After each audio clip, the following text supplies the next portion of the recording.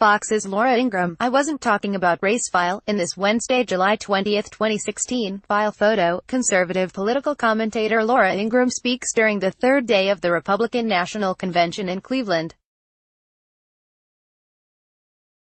Ingraham says she disavows the support of white nationalists and claims that her views about the nation's demographic changes have been distorted. The Fox News personality responded to critics of her commentary that massive demographic changes that most Americans don't like have been forced upon the country by legal and illegal immigration. AP photo, Mark J. Terrell, File, New York, AP. Fox News Channel's Laura Ingraham is disavowing the support of white nationalists and claims her views about the nation's demographic changes have been distorted, although that hasn't quieted critics who see bigotry in her words. Her commentary this week leading into the one-year anniversary of a white nationalist demonstration that turned violent in Charlottesville, Virginia, has also drawn attention to how Fox speaks to an audience that is overwhelmingly white. Ingraham said on Wednesday that, in major parts of the country, it does seem that the America we know and love doesn't exist anymore. Massive demographic changes have been foisted on the American people, and they're changes that none of us ever voted for and most of us don't like.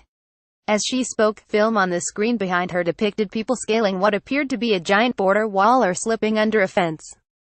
Shortly after, former Ku Klux Klan leader David Duke tweeted a link to what she said, calling it one of the most important, truthful monologues in the history of MSM. He later deleted the tweet. Ingraham said toward the end of Wednesday's commentary that she was not talking about race and ethnicity, and complained a night later that the disclaimer was being missed. On Thursday, she said she had a message to those who are distorting my views, including all white nationalists and especially one racist freak whose name I won't even mention. You don't represent my views and you are antithetical to the beliefs I hold dear. Instead of race, she said she was talking about a shared sense of keeping Americans safe and her citizens safe and prosperous. I want to make it really clear, she said. My concern will remain with the families who have suffered from the tragic results of illegal immigration. Still, MSNBC's Mika Brzezinski called it a white supremacist speech on Friday. CNN's Van Jones said that in discussing demographic changes, Ingraham was clearly talking about race and ethnicity. You dropped the dog whistle, Jones said on CNN. You went with the megaphone. Now you're trying to pick up the dog whistle again. It's not going to work. Fox management has said nothing about Ingraham's remarks, and a spokeswoman said Friday that the network's top executive, Suzanne Scott, was not immediately available for an interview.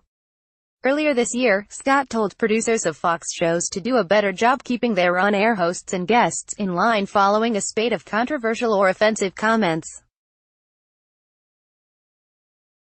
It's not clear if she considers Ingraham's commentary in the same vein. With a primetime lineup of Tucker Carlson, Sean Hannity and Ingraham, Fox has positioned itself to appeal to supporters of President Donald Trump, and frequently runs Trump's campaign rallies in full. The audience at Trump rallies is primarily white, and so it is for Fox. On average, its primetime audience this year is 91% white and non-Hispanic, the Nielsen company said. MSNBC's audience is 69% white and CNN's is 57%, Nielsen said. Ingraham's commentary could have business implications among some advertisers who are already skittish about her since she tweeted about Florida school shooting survivor David Hogg whining about being rejected from colleges. Hogg, who has become a gun control activist, responded by calling on advertisers to boycott her show. Her program averaged 37 paid advertisements in March but was down to 15 in July, according to Media Matters for America, a liberal Fox News critic that monitors its programming. Meanwhile, her viewership was up nearly 10% between the first 3 months of the year and the second 3 months, Nielsen said. Copyright 2018 The Associated Press. All rights reserved. This material may not be published, broadcast, written or redistributed. Advertiser content.